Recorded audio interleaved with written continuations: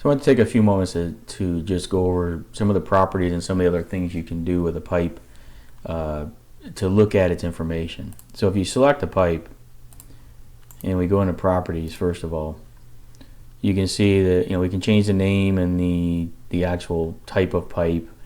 You can also look at the nodes at the beginning and the end, so you can change those node types here by selecting a different option. You can change the start node and the end node accordingly.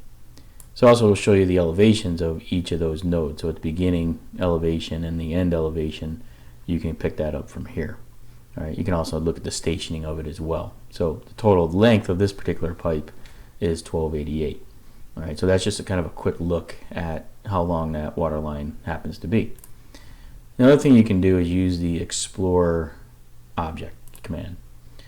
So on the explore object command, you can see that it's actually showing us the centerline elevation of the pipe as we move our cursor back and forth, or along the pipe itself. If I left click, you'll see that it actually gives me some instantaneous information.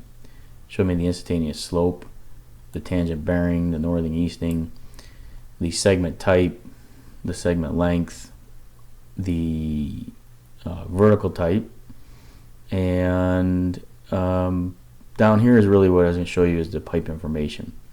You've got the bell elevation, you've got the crown elevation, you've got the centerline elevation, and you've got the invert elevation.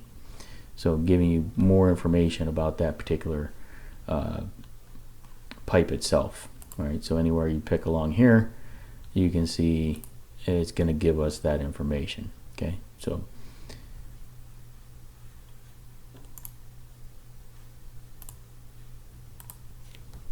next what we'll do is we'll take a look at adding in a couple different inserting a couple different nodes so that we can add in for these T intersections for the other networks.